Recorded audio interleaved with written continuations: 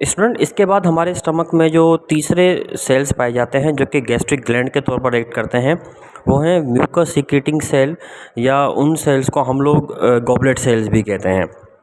अच्छा, म्यूकॉइड या mucus secreting cell या गॉबलेट सेल जो होते हैं बॉडी में सिर्फ स्टमक में ही नहीं बल्कि बहुत सारी जगहों पे मौजूद हैं। आपके मुंह में भी जो है ओरल कैविटी में म्यूकस रिलीज़ होता है, बॉडी के और डाइजेस्टिव पार्ट्स में भी म्यूकस रिलीज़ हो रहा होता है, इंटेस्टाइन वगैरह में भी, और इसके अलावा रेस्पिरेटरी ट्रैक्ट में भी म्यूकस रिलीज़ होता है।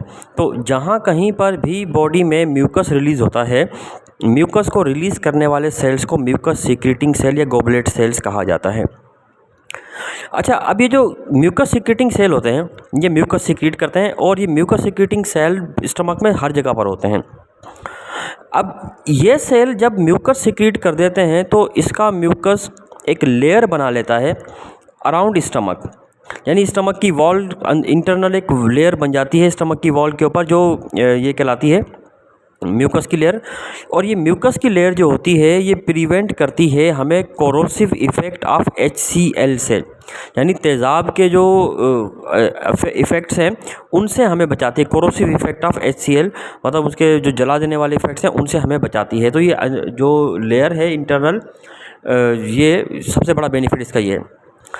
दूसरी चीज़ ये कि इनके साथ और भी सेल पाए जाते हैं म्यूकस सीक्रेटिंग सेल्स के साथ, जो कि बाइकार्बोनेट आयन सीक्रेट करते हैं। तो जैसे ही HCl आपकी स्टमक की वॉल के साथ कांटेक्ट में आने लगता है तो बाइकार्बोनेट आयन सीक्रेट होते हैं, और वो उस एसिड की एसिडिटी को काफ़ी हद तक न्यूट्रलाइज कर देते हैं। जबकि ये जो आपके पास म्यूकस सीक्रेटिंग सेल्स होते हैं, ये म्यूकस सीक्रेटिंग सेल्स इसको आपके स्टमक की वॉल को नुकसान पहुंचाने ही नहीं देते, एक प्रोटेक्टिव लेयर बना लेते हैं।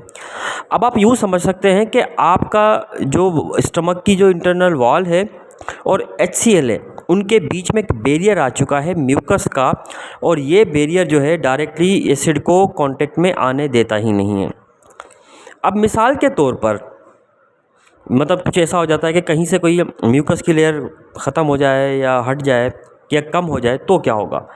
तो जाहिर सी बात है कि HCl आहिस्ता आहिस्ता आपके स्टमक के साथ कांटेक्ट में आना शुरू कर देगा, और जैसे ही HCl आपके स्टमक के साथ कांटेक्ट में आना करता है ये अपने कोरोसिव इफ़ेक्ट शो करता है, जलाना शुरू कर देता है स्टमक को, जिसकी वजह से वहाँ पर अल्सरेशन स्टार्ट हो जाती है, छाले निकल आते हैं।